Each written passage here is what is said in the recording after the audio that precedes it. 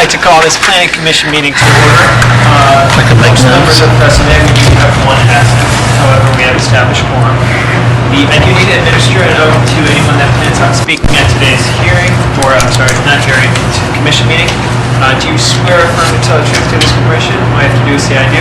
I do. All right. Thank you so much.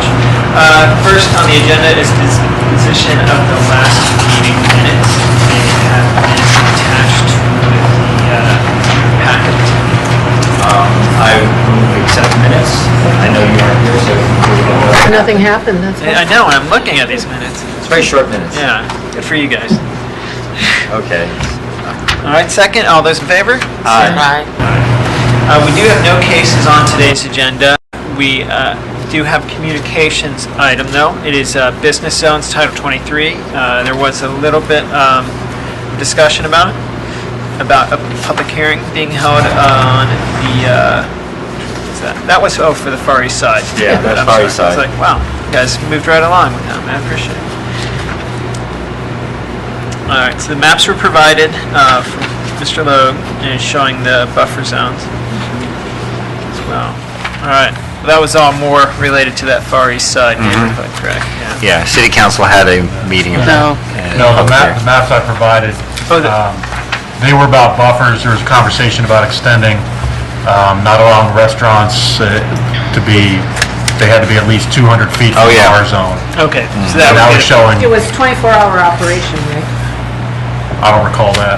Oh, I mean, I thought that was the crux of it, not necessarily restaurants, but something with 24 hours. My understanding was the conversation was strictly about restaurants, period, not about hours of operation. Oh. But But that's why they are often prohibited. Because they're noisy. I didn't bring my map. Do you have your map? from I'm last looking. We're seeing if we have the map here. That's this one right here. He slaved over that for 11:15. hours. How can you not have it? It's basically the map showing the distance for 100 foot from R1 and R2 Legend and 200 feet from R1 and R2. The example stated here is the East 8th Street. Okay. And there's a general picture. Did you get one of these? You had I didn't, because I was at missing the meeting. Yeah, you were That's what missing. happens, see? Well, you're out of luck. That's right. Here, we probably get some other color copies of it. So we'll get there. Thank you. Oh, man, she's got Is this an extra copy or the copy? I've turned everything upside down here. You want me to yell down?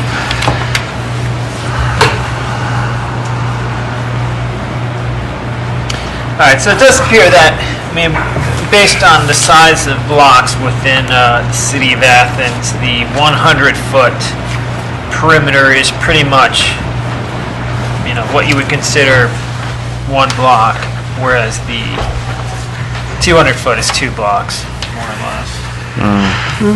There. Okay. I would contend we already have existing businesses that Oh, isn't are within that zone? 100. Yeah. Yeah. Yeah.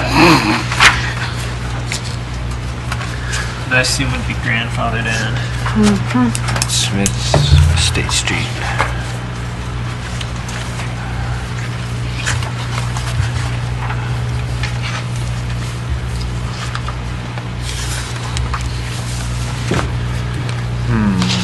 Go ahead, Nan. I would like to ask Mr. Paskey if, when you enforce this currently, or when you look forward to perhaps the revised version, do you measure from the building to the zone or from the building to building? What kind of procedure is used? Right now, in a lot of cases, it'll specify from the building. Building to So building? Building to zone, To zone, building to zone. okay. But then there's always argument going from property line to property line, but if a B zone's touching an R zone, then you have 0, so it, Right. I Yeah, just no. wondered, so that, so really in enforcement, it may be more, well, I don't know if restrictive is the right term, but it could be. yep. I think one thing that made me stop last time as we closed, I was driving out at West Union, and I noticed, go gasoline station, go whatever it is. Go-Mart, now open 24 hours. And I think that anybody who had a house that was in an R1 zone, if it would abut it, then the person who had that house would really be shocked, and there probably wouldn't be any zoning recourse in that case, which is, I guess, redoubled my interest in trying to put some distance so that residential areas are protected to some extent from noise and light and congestion. I mean, we've seen, at least I've seen three, or maybe it's just because I follow the silly news, but three different, over the last year, places in Columbus that objected to a 24-hour gasoline station with a mart attached to it. Now, they were more Tony neighborhoods, perhaps, than Morris Avenue, but I'd like to think that anybody who lives that close and has a family would be adversely affected by a corporate decision made somewhere else and have no recourse at this point, unless we do something about it. And that would mean to say, you have to have some distance in order to protect those sleeping children and aggrieved parents or whatever it would be. Right. Or old people. I mean, old people wake up and then they're up for the rest of the evening. I remember that from delivering papers with my kid. So noisy person screaming in the street, they're up for the rest of the night. So that's why I guess I kind of had an epiphany experience after I left that meeting before last on this, Nicholas. I was hoping we would.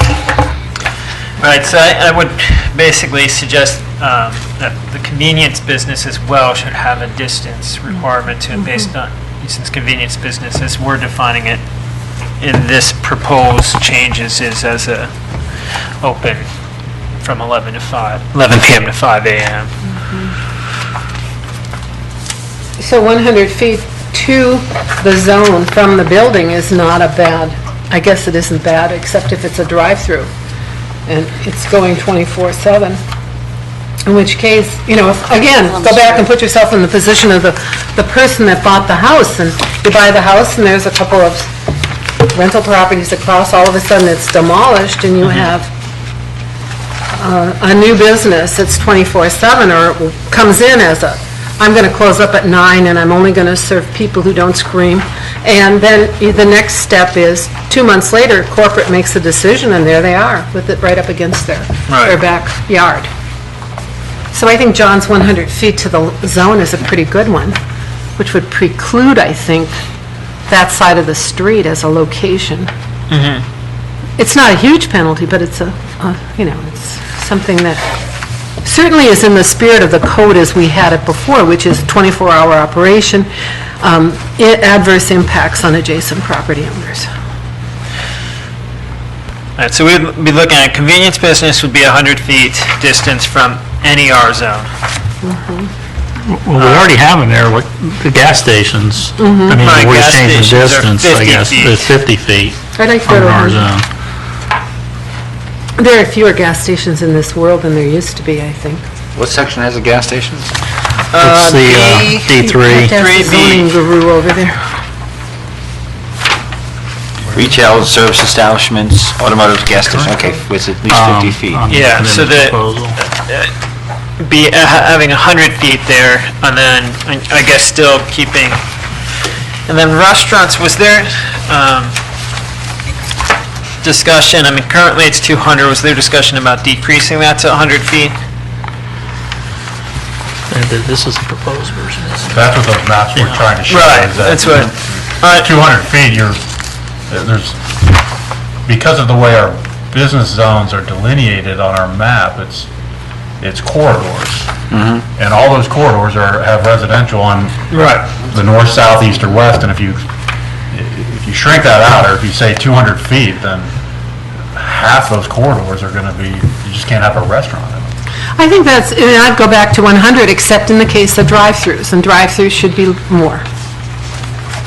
Because you would have, and that would distinguish, I mean, that's just a proposal. Since I'm not the god of zoning in Athens, I'm trying to get some ideas out there that came to my head after our last discussion. That's what our current code has, Nancy. Yeah, I know, so we could break the other one back to 100 if it's a regular restaurant, if you want, but you can keep 200, it's up, whatever your recommendation would be. Well, you'll see in our packet that we have the previous meetings way back in 2008 that talked about how we got to that eating and drinking establishments, drive-in, drive-through, eating, Uptown and that was especially, right. 200 feet from an Yeah. R1 and R2 zone. Okay. And that was specifically put in there to address, Drive-throughs. Okay. So are we, It also points out in that discussion that there still is not a definition of what an eating and drinking establishment is. And it's also clear that other parts of our code, it does talk about bars, and that it's implied, or at least some people, it doesn't say that eating and drinking has anything to do with alcohol. Most people But it think does. it does, but it doesn't say anywhere that that's what it means. And there's other sections that mention restaurants, there's other sections that mention bars, roadhouses, saloons, et cetera. And so So when's they the last have, time anybody said they went to an eating and drinking establishment for dinner? Right? but Or doesn't, to have a beer. liquor control requires that they serve food. Isn't Depends that on the correct? type of license. Yeah, on certain types of licenses. There's hundreds of them, so. And so maybe it's flipping a burger, which is fine. But I think that's covered. Well, again, so 200 feet, you're saying for a bar and drive-throughs. Okay, so what doesn't, at this point, what fits into that? That would be serving food. I mean, Court Street, that's B2D, so that doesn't apply, but anything on East State Street is pretty much a drive-through. Maplewood. Well, okay, let's see, or eating, drinking establishment. Let's see, Leghorns is not drive-through, but it's eating and drinking. Drinking being alcohol, the assumption there. Right. Do we need to add, it sounds like you're saying we should be putting a better definition for eating and drinking establishments / I'm bars. wondering if you even need to have the term eating and drinking establishment in there. Well, that's how I just dropped it to restaurants. If you define what a restaurant is, or Right. if restaurant's already defined, and you define what a bar is, and Yeah. it still doesn't seem that just because a restaurant serves alcohol, that that's an issue. Right. No, I think it's more the drive-through issue than Right. what's going on inside the restaurant. Right. And what, I mean, in B3, I had made, I guess then, does there need to be any buffer on a restaurant if there's no drive-through involved? I don't think so, personally. Right. I don't see why we would need that. I think the term restaurant does not imply an off-site conflict. Right. So a restaurant would be anything that's not a drive-through and not a 24-hour operation and has no alcohol, right? Those are three ingredients. See, restaurants can have alcohol. Okay, but they can't have a drive-through? In the code, They I mean, we're can, but talking they have to zoning be 200 reality. feet away. Okay, so it kicks in when there is, So we should A keep, drive-through. yes. Right. What was that? I feel strongly that we keep what was existing, 230407A3. Where's that? Which The seven, eating and drinking establishments, drive-in, drive-through, and eating and drinking places, provide the principal building shall be at least 200 feet from any R1 or R2 zone. I would be okay with that if That's where you need and to- eating and drinking Right. places Oh, be. What does that mean to you, though? It Prevails. seems like your interpretation is that that's referring to a restaurant without a drive-through. Because if you look in the minutes, Chris Fall specifically states that the 200 feet is specifically to address drive-throughs with that impact. If you look at those minutes from 4.5 years ago. it's been that long. It has been, It's, I believe it's the July 3rd minute. I'm looking at those, 2000. yeah. Yeah, I'm saying. The current language makes it easier to have an eating and drinking establishment in a B1 or a B2 zone than it is in a B3, and that is not the intent of the city code. City council would like to change the language so that eating and drinking establishments are permitted in B3 zones as they are within the established limits of other B zones. The revised wording looks at drive-ins as a special case due to impacts on the neighborhood. well, if I recall, what we were having were a bar that decides, well, I'm going to flip some grilled cheese, and now I'm an eating and drinking establishment, and I We don't have define that eating and buffer. drinking establishment. That's part of the problem, I think, with that, any way we look at that section of code, if we want to take a deep dive into it, we define restaurants, we define bars in other sections. We know what a restaurant is, we know what a bar is. So- I really don't know what an eating and drinking establishment is. I know what Could be a a coffee shop restaurant, is. a bar, I know what a a coffee cafe is. And a bar, based on their liquor license, can Yeah. establish how Yeah. late they can be open. So just have an umbrella term Right. in your definitions. But One good, what I'm concerned is if we just say a blanket that eating and drinking establishments have to be 200 feet away. Which is what this I does mean, now. just look at our zoning map, where if you look at those maps, that's cutting huge chunks of our city out. Paul, that's existing, though. I'm not, this is not... Yeah, this is existing This is code. existing code. It says eating and drinking Right, but that is establishments. referring to drive-throughs is my point, and that was clear back 4.5 years ago. Why does it say eating? I think you're absolutely right that that's the intention of it, but my problem isn't where it says eating and drinking establishments. It's saying, it's referring to the, basically, what I call the limitations of an eating and drinking establishment. In other words, it's fine so long as there's no, if there's a drive-in, drive-through, and eating and drinking place, the principal building shall be at least 200 feet. I don't know, I think the problem with that is that, why does it say and eating and drinking places? It should just say drive-in and drive-through, added eating and drinking place. The minutes specifically say that the current language makes it easier to have an eating and drinking establishment in a B1 or a B2. That was not the intention. It was to have it just as easy in a B3 as it is in a B1 or a B2. Right. If you look at our code for B1, Let me go to B1, yeah. does it say anything about eating and drinking establishments need to be 200 feet away? It does not. Right. It just says a general condition of business in enclosed buildings. Well, it says eating and drinking places, restaurants not including entertainment or dancing, and not including They are drive-in or permitted drive-through. without distance requirements. Right. Which again, that was, Chris Fall is stating that that was the goal with B3, and that there was there was an error in the way it was written. And so, 4.5 years ago, the Planning Commission was going back to fix that error to allow eating and drinking establishments to have the same code as a B1 or a B2, unless it was a drive-through or a drive-in. so if you'd say in 3, for example, such eating and drinking establishments as drive-in or, in other words, using the eating and drinking as Right. an umbrella term. So that would limit it to drive-through. I don't know. I think we're back needing a definition, honestly. But what I do like is that it does put into the code, or the code does, in this case and perhaps in all others, indicate that the measurement is from the building to the zone. Building to And the that's zone. good. And then if you want to build an addition on the building, you'd have to be in compliance. So that's good. I mean, that's clear.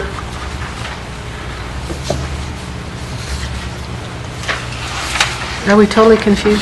Oh, all right, so it's really the buffer is for the 200 foot. So either we could, again, this is all ethereal, let's call it. Syria? So, we could always just keep the current wording if that's been, applied correctly, that Well, you've... For example, on B1, I just sketched it out, restaurants and bars, not including drive-in or drive-through restaurants, and outdoor patios, beer gardens at bars. So in other words, I eliminated the not including entertainment or dancing. We are looking at B3 zone. No, I'm in B1, because it You're in the maps B1 back zone. to it, so you pretty much got to start at the B1 and then work, the way it's kind of called nesting. I can't remember what you call it, but there's something, stacking. And then again, eating and drinking places per se would be out of there. It would be restaurants and bars, and then we'd have to define restaurants and bars. Do we have drive-through and drive-ins And then, No, defined? we don't. not in that. If you know Not one, to if you see B3, I one. don't think. No, not to B2. And I then meant in the- B2, Is a conditional permitted use. And eating and drinking restaurants and bars, including drive-in or drive-through restaurants and outdoor patios, beer gardens and bars would be permissible. Where's that now? If B2s, It's not If- there. I mean, I'm- No, it's not there, you're saying could put it in. Yeah. And then B3 would be, the drive-in, drive-through part would be permissible if it's 200 foot away, based on the minutes from 4 years ago, 5 years ago. Maybe I'm wrong, but I thought I was hearing from Paul, the planner, that really we need a definition for bars versus restaurants. Probably both. I think we have bar in chapter 99, John. Is it in there? Pull that up. That would be easy. Permitted by, have state permitted licensure.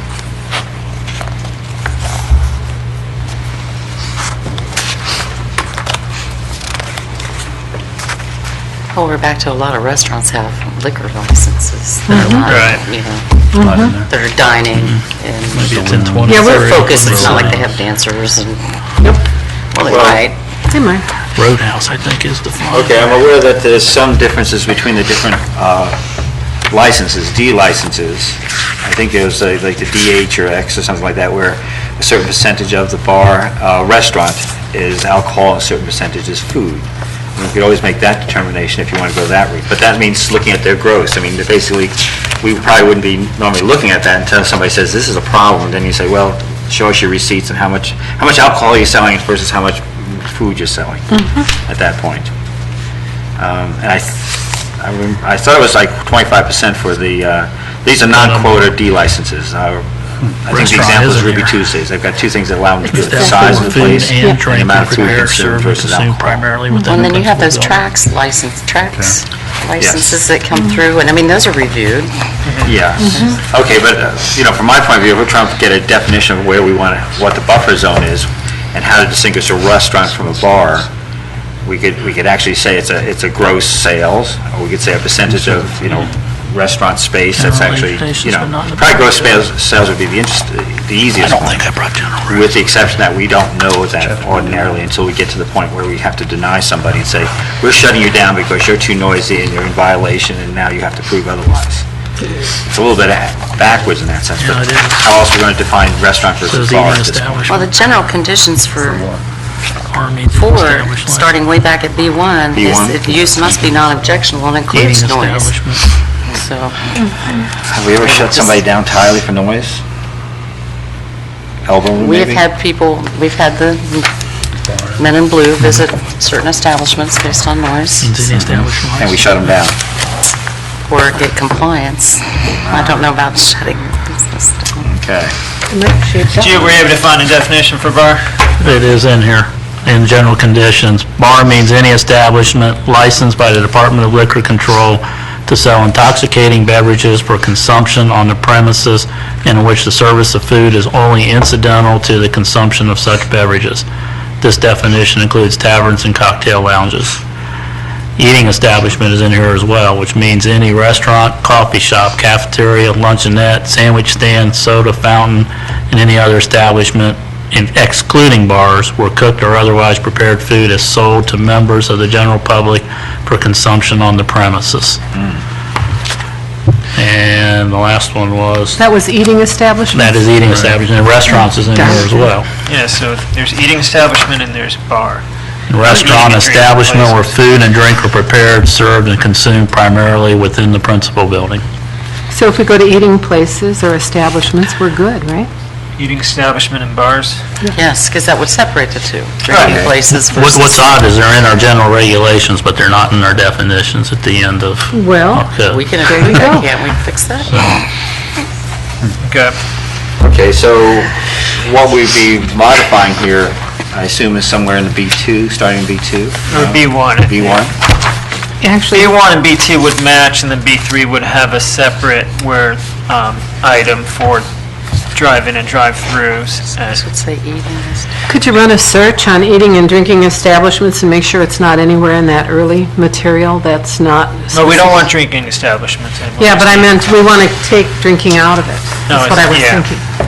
You know what I mean about, how in Word you search? I was thinking maybe you could, if there's any of them lurking around. Now, is this going to only be for drive? Now, one Okay. issue that I had with this, and I had in the change that I proposed, was putting as conditional use, just dropping all the. So I would suggest on the versions, page 6 of 13, at 3A where I say restaurants, that would change to eating establishments and bars. And you really could even just drop it because that's all under the retail and service establishment. And then the 200 feet would move from there. And I had made drive-through as a conditional permitted use only in B3. Drive-through window, it wouldn't just be for restaurants, it'd be for a carry-out, Drugs. Drugstore, it'd be for a bank. Because the thing is, we're only right now permitting drive-throughs in B3s, the 200-foot limitation only applies to one that's contained in an eating and drinking place as opposed to in a bank. And because the issue has to do with cars queuing and fumes and that sort of thing. So in other words, what you're saying is number 3 under B3 would be drive-in, and it could be a bank drive-through, it could be a drug drive-through, it could be a liquor store drive-through. It could Right. be any of those. Drive-in, drive-through, and then eating establishments. Right, so it's almost that first eating and drinking places needs work in. Where are you guys looking? Can you just- We're on I'm going to, sorry. Got a lot of paper on it. I understand. All right, going back to B, I think it's the B3 in the current code, Okay. is what Nancy was just referencing. B3A3 or B3, B3A3, that's correct. okay. It's even also in the... It would just, you would strike the eating and drinking establishments, that first reference to it, and then it would just say drive-ins, drive-throughs, eating establishments, and you would actually just get rid of eating establishments and drinking places. Because it would really be about drive-in and drive-throughs, irregardless of where. How do you protect the residential neighborhood then from the Noise. bar? Well, if you get a building permit to create a drive-through, then Mr. Paskey would turn them down. No, I think she's distinguishing, you have a drive-through, and then you have a bar, and then you have a eating establishment. Eating Right. establishment doesn't seem, it sounds like we'd have no problem with a... Eating establishment or Oh, a you're talking about restaurant? those, okay. We have a problem with a bar, and we want a buffer zone on that, and we want a buffer zone on the drive-through. Drive-through. Okay, so really that's what we have to distinguish Yeah. those three. Okay. And drugs and alcohol and anything else that could be 24 hours of operation. Well, that's drive-throughs. Is that Right, what you're okay. talking about? Yeah, so we're, It's not bar drive-throughs. I don't think many Just people drive around drive-through, drinking. in other words, Maybe they do. separating drive-throughs from Maplewood what has- purpose they're serving. yeah. The Maplewood has a drive-through. It does. You said it's not bar drive-throughs. And so did that Yeah. That's true. ill-fated wine place on Stimson. Ah, I don't know true. who's responsible. I can't remember That's the name of technically a it. carry-out, so that One is a convenience store, and that is not a bar. Bellavino. Yeah. Bellavino, yeah, Bellavino. But that's it, it would fall under the drive-through. Right. So remodeling with a permit would require this. So is 200 feet too much for a drive-through? Right now, we definitely don't have 200 feet at the bank on Stimson. And Again, this is- East State Street. But this is our existing code. Yeah, but that was never applied to anything but a drive-through contained in an eating or drinking establishment. So that's why I don't, All new Well, I don't think we've developments? had any permits on this. I mean, this was written 4.5 years ago. It became law roughly 4 years ago. I don't think we've had any permits, but Sonic, there's hundreds, or not hundreds, but dozens Yeah. of grandfather establishments. Oh, yeah, right. You know, Right. absolutely. right. So In other words, this might not really affect much. it might protect them. Let's see, we've got the, what's that bar on, the old, what is it, East 13, was it? The bar that was on 12. Grosvenor, 12, on Grosvenor and Carpenter. And that's a bar that needed 100 foot, 200 feet to work. 200 feet. It required 200 feet to make that not happen. And that was one. and just recently I denied a permit there for a coffee shop for the same reason, Because they don't have the 200 feet? because they didn't have the 200 feet. And they're considered an eating and drinking establishment because of the definition. So are they going to the Board of Zoning Appeals? I don't know what they're gonna do. I was kind of waiting to see kind of what came out of this, based on that ruling that I saw, or the interpretation that Chris Fall was trying to explain, that maybe it wasn't. So I did deny it, but I was waiting to see. So they're waiting out a code change? No, not waiting out a code change, but the question is, did we deny it properly, based on The existing code? that this But that's an interpretation. Right, I would say yes. Yeah, what they So- said and what's in the code might be different. right. But yes, they were coming to the BZA, but they did not yet. All right, so, I mean, what I'm hearing is eating establishments in B3s would be permitted with no buffer. Bars in B3s would be permitted with a 100, 200-foot buffer. What was the 200? 200-foot buffer? Drive-throughs would also be permitted in B3 non-conditionally, but as a just permitted use, as long as there's a 200-foot buffer. Is that correct? From the building to the R zone. Yeah, from the principal, I guess, the location of the drive-through. So as a practical matter, when Mr. Paskey's reading the code, he says, okay, it's an eating, drinking establishment, and it has a drive-through, so he has two conditions to meet. Is that going to be clear if you would move on to bigger, better things and someone would come along? I'd like to throw another monkey in the wrench, Oh, go ahead. outdoor patios on that too, Oh, yeah. you know? If the Don't you think? B3s with outdoor patios would have to be 200 feet, I would think.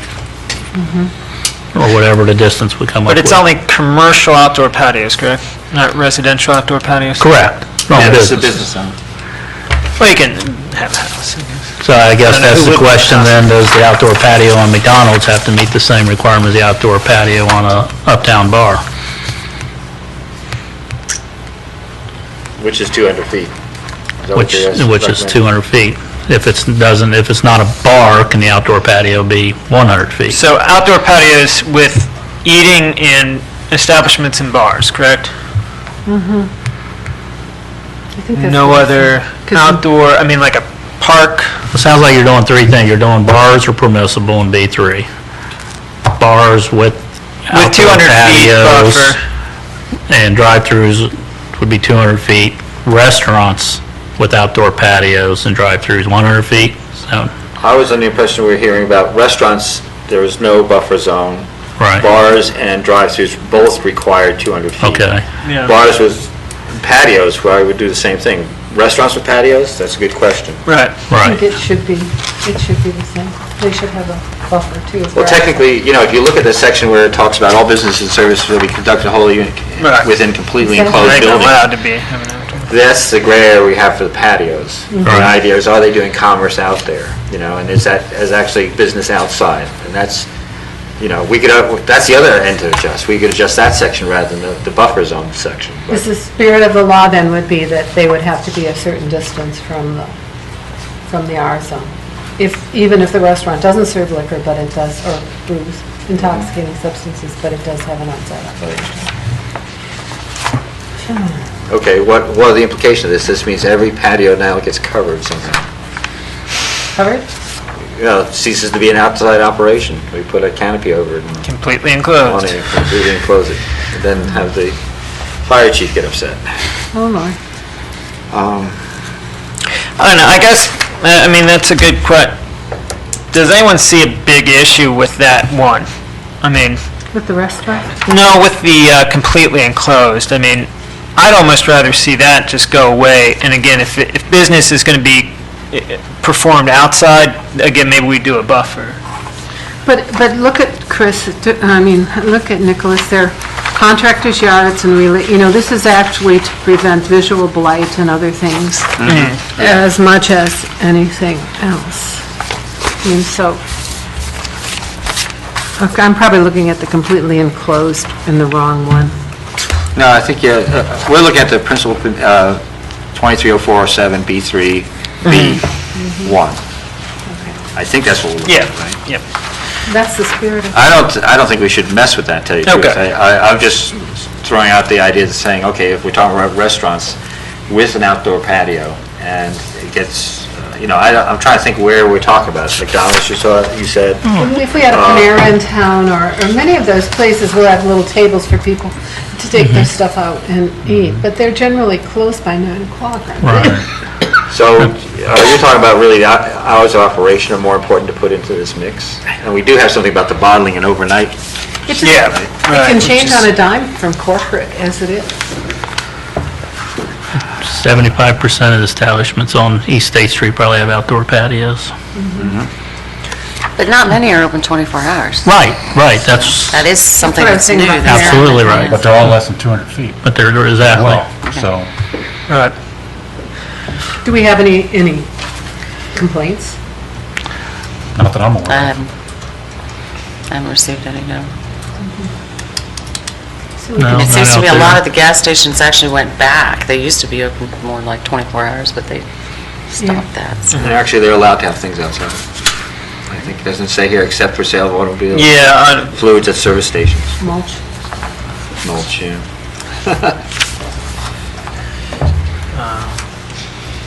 all right, so I guess that's something to consider a little further is if we're going to have outdoor, if we're going to permit outdoor patios at bars or eating establishments, should there be a buffer for those? And should they be the same for both a bar and an eating establishment? Okay, yeah. In terms of restaurants, outside operations, we could actually link that to the hours, put that in second there. Right. For the bars and drive-throughs, we put 200 feet and run with that.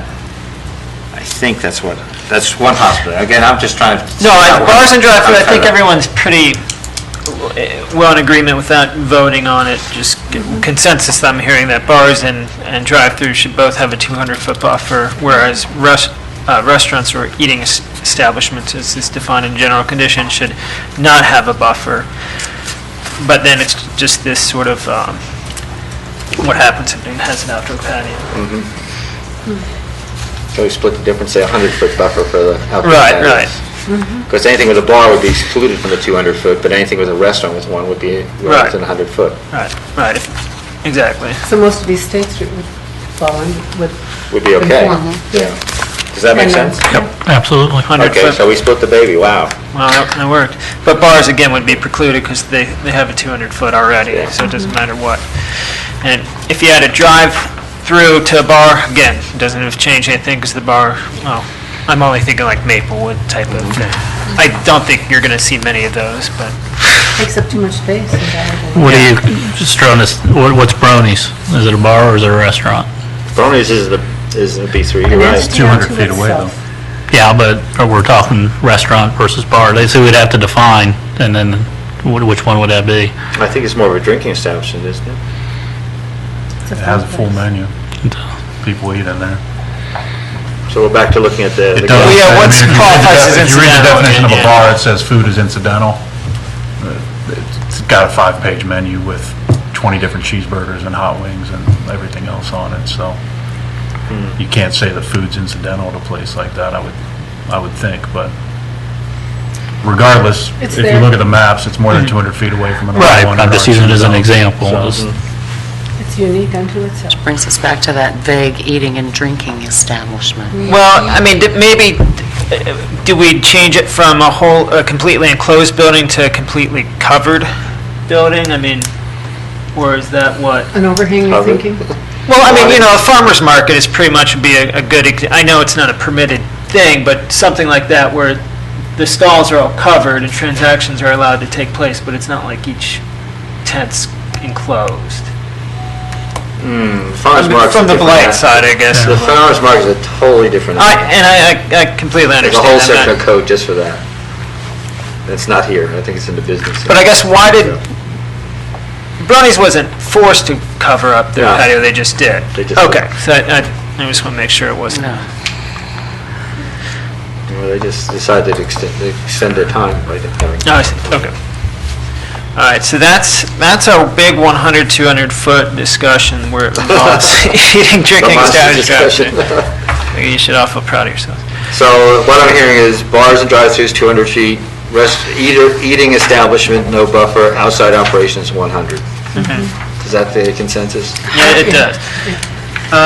Let's, Outside operations being patio, really, because outside operation right now is considered, most of these beer gardens actually don't consider themselves having operations outside. all right, so what is the consensus? See, again, I kind of borrowed very heavily from the existing code, but kind of reorganized it, added a purpose, added here's principal permitted and their development limitations. Do we want to continue to head into that direction, or would people prefer that we just modify as it's written in the current code, kind of how the ad hoc way we've done it in the past? Personally, I'm not ready to vote on the... We're not voting at all, Okay. and I wouldn't want anyone to vote till we had it edited, an edited version, obviously. Perfect, thank you. Could take some time. To add to just to add to all of it, there has been a request for a review of our sexually oriented businesses under Chapter 11, and we reference it here in this chapter, so just to add to... That was from the law director, I think, right? Could we go, if the planner and the zoning inspector have time, could they go through and see what we're missing in terms of definitions and come back to us with In the B3 recommendations? right for now. After the first of the year? I mean, because I think that definitions are important and we seem to be missing them. Another thing that I'm interested in is capturing the spirit of the new mixed use in the B1, and I don't know how to do that. Which mixed use you talking about? The ones that we don't have, but the ones that are out there that people say we should be, things that can happen in a neighborhood that don't blight the housing. You know what I mean, Paul? John? I don't know if we can do it. One of the things we've been running up against in some of the B1 zones, of course, is the parking requirements for any business. I think that's what we saw with the... Because they're supposed to walk to these, you see. Yeah. Well, okay. Their requirements aren't making it. Yeah. Well, what makes it possible to do these things? That's what we're looking at it. I mean, the mixed use discussion is good, but then we always seem to run into, these are older neighborhoods and parking requirements and et cetera. You're right. I don't know how you want to address that. Well, as I Not do think it. you move forward, you definitely want to look at the parking requirements versus some of the uses that are called out, because they don't really mix in our code. There's a lot of situations where there's specific things called out in our parking regs, but yet it's not in our building code, or our zoning code and vice versa. So, well, we really could, That's for 2013. yeah. Yeah, well, let's still focus on B3. Now, I understand B3 is the one that says, look back to B2, look back to B1. It's probably going to be harder to do it this way by looking at B3 first as opposed to B1. And that's why, again, when I had done the proposal, I tried to this is B3. We don't look back to any other one. This is B2. I mean, that's something I'd still like everyone to consider. So we could jump back if people prefer that we just modify the existing code and just change the wording as needed or add other permitted uses. It might make more sense to go to B1 and start there. So I don't know. We're not make a decision right now, but just be thinking of that. I'd like to open the meeting to anyone that'd like to talk about this topic. Okay. Then moving along, reports from City Planner and Director of Code Enforcement and Development. Would like to lead us in their reports first. I don't have very much today, just a brief update. We're trying to wrap up the approval process for flood issues with ODNR and relating to the wastewater treatment plant. But it's Jessica Dine from Engineering and Public Works. She and I are working with ODNR right now to just confirm that everything's all set so that we can move forward with that project. That's great. So I don't expect any issues, so. Then I saw you had, was it engineering that was doing for the bike path extension on Columbus Road? There was an advertisement. Yes, both for that and for Richland South improvements. And we're in the process of reviewing the proposals, and then we'll have interviews on the Richland South project at least. And that'll be in the first week or so of January. Okay. Great, thanks. Sorry to interject. John? BZA meeting next week on Tuesday. The only case we have is 205 East State Street, and that's the relocation of existing house. 20-foot rear yard setback where 30 is required. This was approved once before, and the time frame was passed on it, so he's going back, reapplying. And then also, like to say that we're in the process right now of initiating our stormwater review and inspection process with the Athens Soil Water Conservation District. This will be a process where any projects with excavation, site development will be under review for proper temporary and permanent stormwater, soil erosion methods, and site review to reassure compliance with our zoning guidelines. So we're be inspecting projects as they're being built and to look for silt fences, construction entrances, soil runoff, hillside retention, building setbacks, etc. So we're hoping to initiate that after first of the year, and I'm meeting with them next Tuesday. I'm shooting for right now.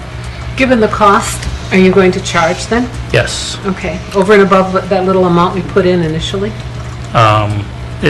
Ordinance called $25, I believe. That's the it was for- application, but that The would be... application, yeah. But make sure you give a charge, because every time you drive out, it's going to cost $50, $100, isn't it? Well, there's a $25 application fee. If it requires an engineering study, they'll have to pay for that. Right. So- No, I meant inspection, though. Would the inspection be by? This is on private property, right? Correct. It seems to me that, I don't have to worry about revenue anymore, but I do. But you always do anyway, Nancy. I do think that if you're, I would actually like to have the street water out of my backyard, but that's a whole nother story. But I think that private property and inspection, There is an should be a application, charge. obviously the charge, that's something we'll have to discuss in our stormwater I team think meeting. we need to. That would take council action, obviously. yeah. So- I do care a bit about revenue, even so. Sounds like one of those things to do for 2013, right? Do we have goals for 2013 on the planning commission Yes, level? yes. Okay. Besides the business zone? All right, anything That else? is all. All right, I appreciate any other questions for John and Pro? All right, thank you both for your time. Again, opportunity for citizens to speak about items not covered on the agenda. All right, thank you again.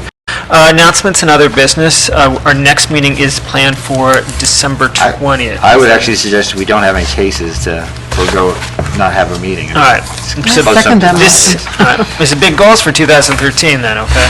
Okay. All right, Well, yeah, the other thing is to think about what we want to do for 2013. So Okay. we know what we're doing there. all right, so we'll forego a second meeting in December, again, so, And they'd have to have 2 weeks prior. We'd have it to And then. we'd have it in by now, Right. so. Yay. okay. All right, well, I guess stay posted just in case. And any other announcements? No. All right, we're now adjourned. Thank you, everyone.